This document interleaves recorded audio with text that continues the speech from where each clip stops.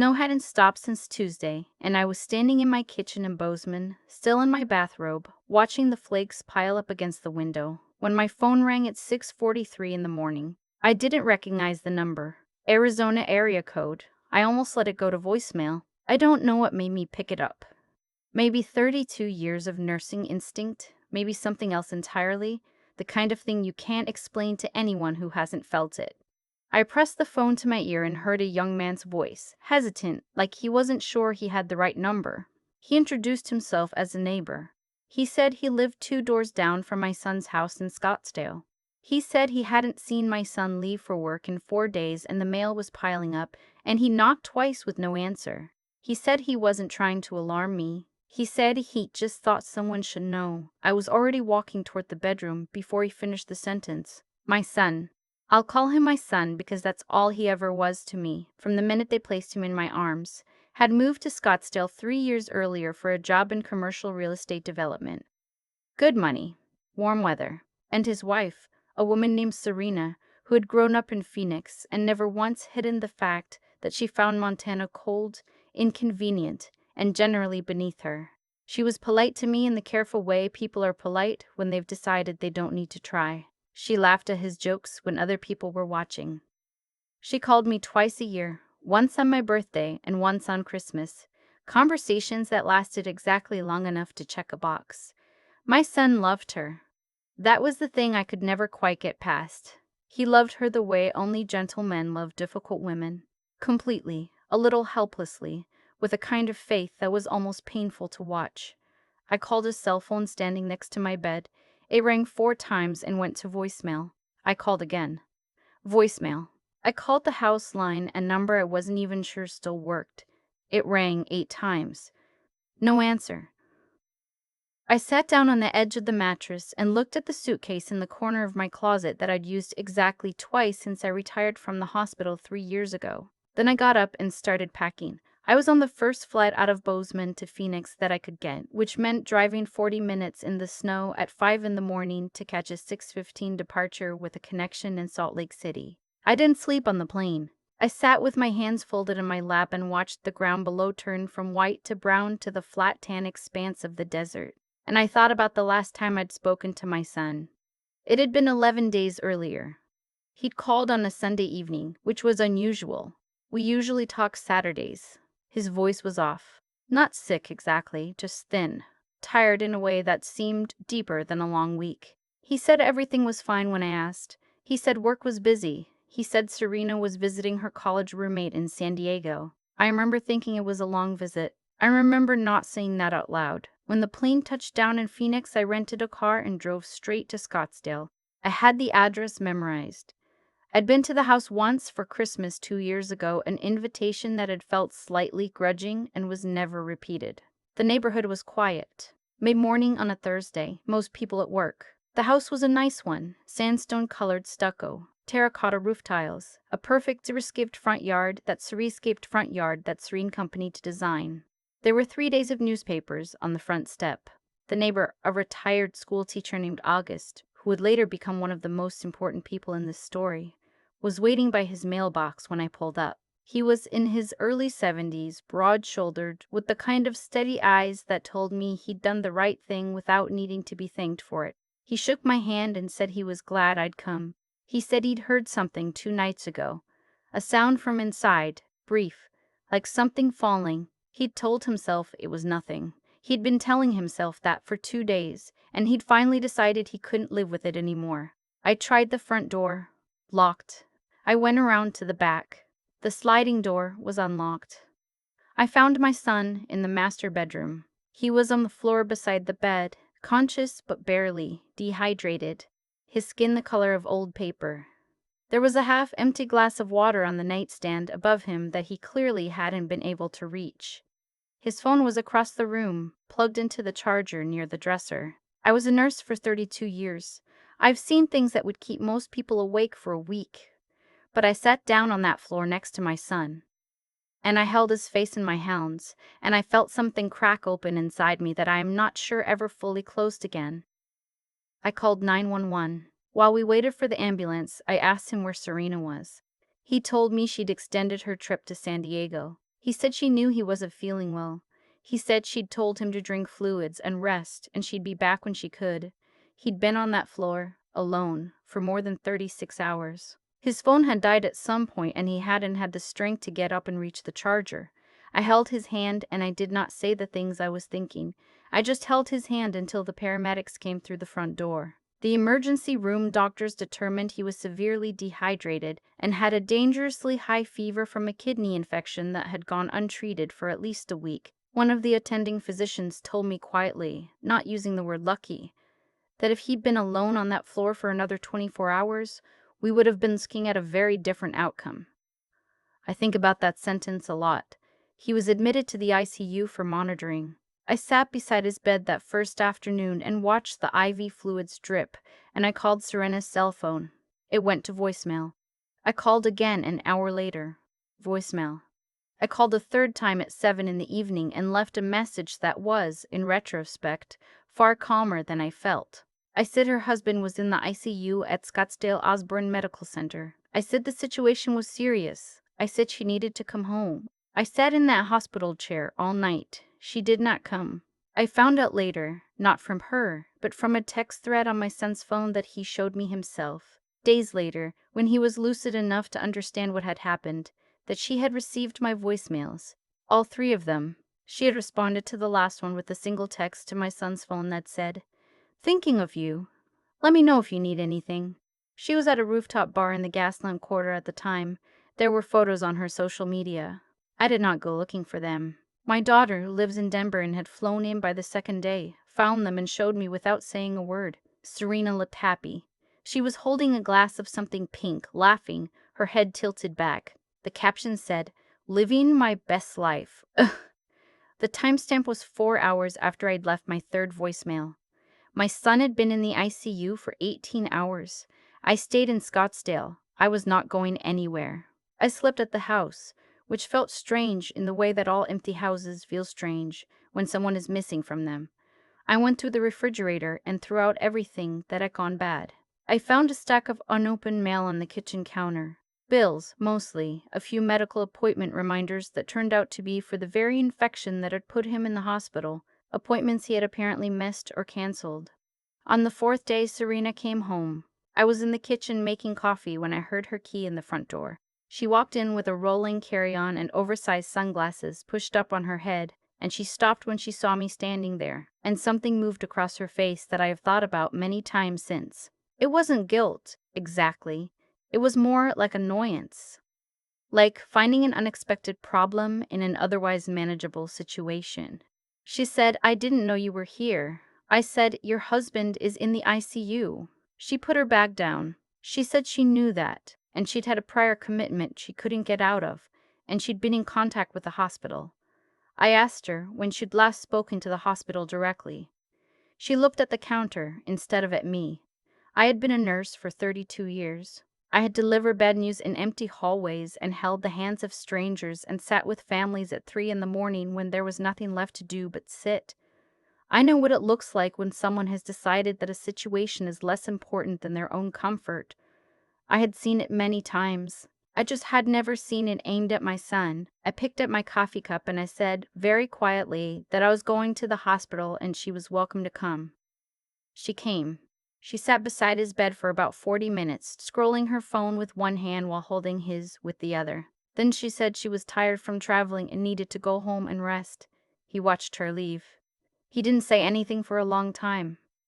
Then he looked at me and said, "I think I've been making excuses for a long time, Mom." I did not say anything. I just smoothed the blanket across his legs the way I used to do when he was small. He was in the hospital for 9 days total. I was there every one of them. During that time, I began to understand the full shape of what had been happening in his life. Not from anything dramatic, no single revelation, no smoking gun, but from the slow accumulation of small things. The credit card statements on his desk that showed large cash withdrawals, I didn't recognize. The second mortgage on the house that he mentioned, almost in passing, as if he'd forgotten it was unusual. The way he tensed slightly whenever his phone buzzed with certain notifications. He was a proud man, my son, in the quiet way of men who have been taught that asking for help is a kind of failure. He would not have told me any of this voluntarily. He'd told me because he was lying in a hospital bed, and for once in his life he didn't have the energy to maintain the version of himself he showed the rest of the world. Serena came to the hospital 3 more times over the 9 days. Each visit was shorter than the last. I am not a lawyer, but I am a woman who spent 32 years watching people navigate the worst moments of their lives. And I learned early that the most powerful tool available to a private person in a complicated situation is documentation. I had started keeping notes the day I arrived. Dates, times, what was said, what was done, what wasn't done. I kept a small notebook in my bag and I added to it every evening. I'm not going to detail every step of what I did next, because some of it is still private and some of it involves my son's dignity, which he worked hard to protect. What I will say is this: I am his mother. I am also his healthcare proxy, a designation he made 3 years earlier that Serena had apparently forgotten about or never taken seriously. And I have a son-in-law, my daughter's husband, who practices family law in Colorado, who took 4 phone calls from me over those 9 days and helped me understand exactly what that designation meant and what it allowed me to do. I did not take any action while my son was still in the hospital. I waited. He came home on a Tuesday. I drove him myself. The house felt different with him in it. He moved slowly, still weak, and he slept a great deal. And I cooked things I hadn't made since he was a teenager. Chicken soup with the egg noodles he'd always liked, cornbread from a recipe my own mother had given me. He ate more than I expected. He watched baseball in the evenings. He looked, for the first time in years, like someone who was allowing himself to simply be somewhere without performing anything. Serena was living in the house. Technically, she kept to the bedroom mostly, came out for meals she rarely finished, and spent a great deal of time on her phone in the backyard. There were long phone calls I didn't try to listen to. There was a quality to her presence in the house, a kind of waiting, watchful stillness that I recognized without being able to name, until one evening when I couldn't sleep and I sat in the kitchen with my notebook and wrote it down. She was managing something. She was calculating. I thought about what that might mean for a long time before I did anything about it. My son told me one afternoon when we were sitting on the back patio in the November sun that he'd changed his will 6 months after they married. He said it casually, as if mentioning a detail he'd almost forgotten. He said Serena had suggested it, said it was the right thing to do, said it was what married people did. He was quiet for a moment after that. He said he had a life insurance policy through his company. He said it was substantial. He did not say anything else. He didn't need to. I looked at my son in the afternoon light, the lines around his eyes that hadn't been there 5 years ago, the careful way he held his coffee cup, the way he had of going very still when he was thinking through something he didn't want to say out loud. And I loved him in a way that I cannot describe to anyone who doesn't have a child. It's not a feeling so much as a fact, like gravity. I called my son-in-law that evening from the backyard. What happened next I will describe plainly, because I think plain is the right way to describe it. My son had, some months before his hospitalization, spoken to a financial advisor about restructuring some of his accounts. During those conversations, he had designated me as a contingency beneficiary on one account, a decision he'd made quietly, without telling Serena, for reasons I think he hadn't fully examined yet, but that his instincts had understood before his conscious mind caught up. That designation was still in place. My son-in-law helped me understand the options available. Not to take anything that wasn't mine. That was never the point. The point was to make sure that the decisions my son made with a clear mind, in health, could not be quietly undone while he was still recovering.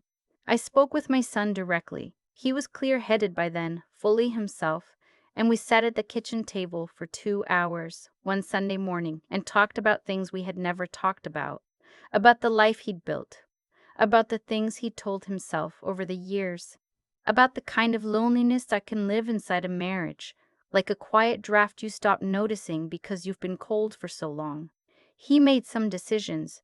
I was not the one who made them. I want to be clear about that. He is an adult man, and they were his decisions to make. I simply sat across the table from him and listened, which is sometimes the most important thing a mother can do. Serena found out on a Wednesday. I know this because I was in the living room when she came in from the backyard, her phone in her hand, her face the kind of white that has nothing to do with complexion. She looked at my son, who was reading on the sofa, and she said his name in a voice I had not heard her use before. He put down his book. He looked at her.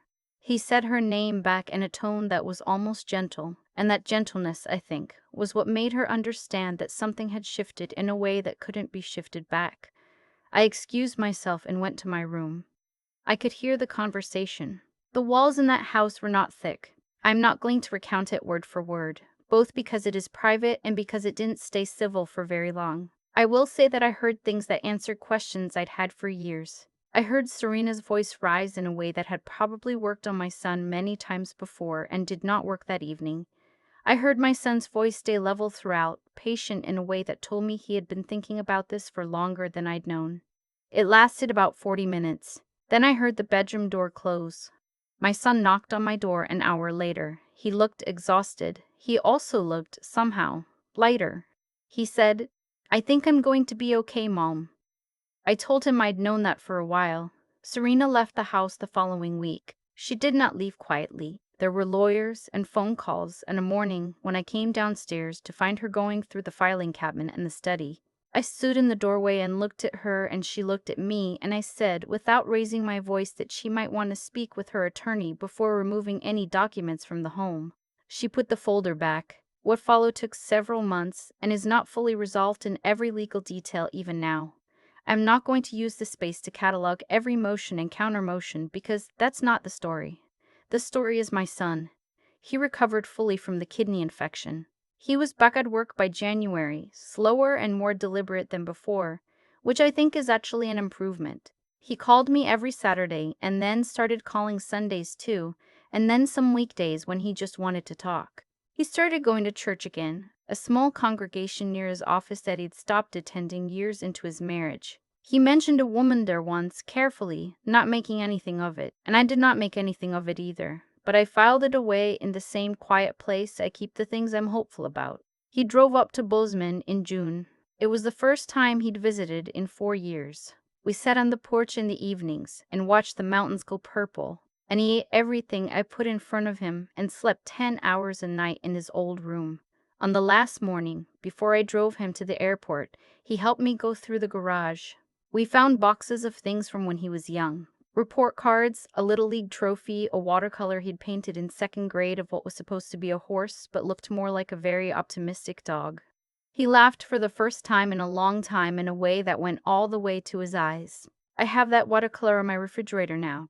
It has been there for 4 months and I have no intention of moving it. August, the neighbor who made the phone call that morning, came to Scottsdale's community meeting the following spring, where my son proposed a neighborhood emergency contact registry, a simple shared document so that people would have someone to call if a neighbor went silent too long. It wasn't complicated. It cost nothing. The homeowners association adopted it in about 10 minutes. My son presented it himself. He stood up in that meeting room in a button-down shirt, clear-eyed and steady, and he explained what had happened to him.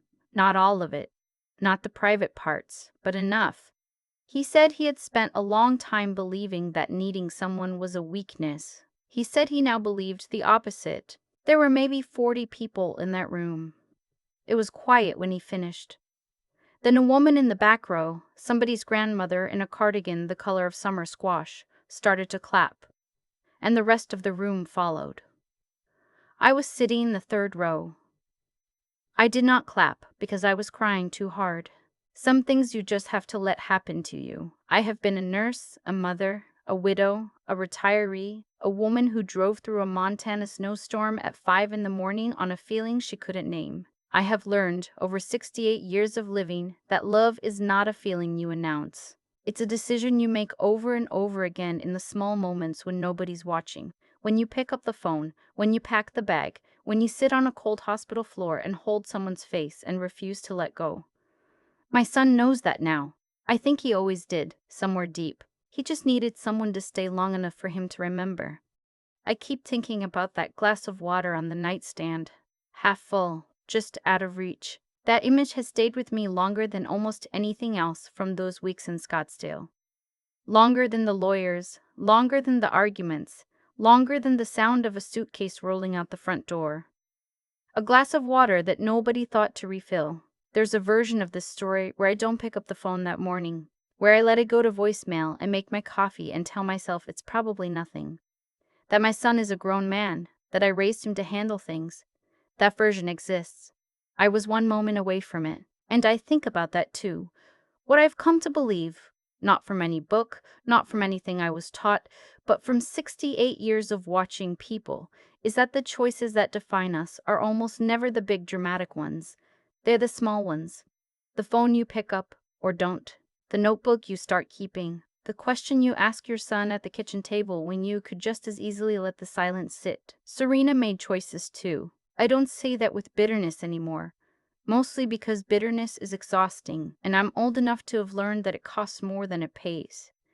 But she made choices, and those choices had a logic to them that I think she understood better than she let on. She calculated. She waited. She managed the appearance of a marriage while quietly hollowing out what was inside it. That kind of behavior doesn't appear from nowhere. It comes from a person who has learned, somewhere along the way, that other people's pain is a resource to be managed rather than a reality to respond to. That's not a flaw you can argue someone out of. It's a way of moving through the world. My son, for a long time, made choices too. He chose to explain things away. He chose to call it stress, or a rough patch, or just the way things were. I don't blame him for that. I understand it, actually. I spent 32 years watching people talk themselves into things because the truth was too expensive to face all at once.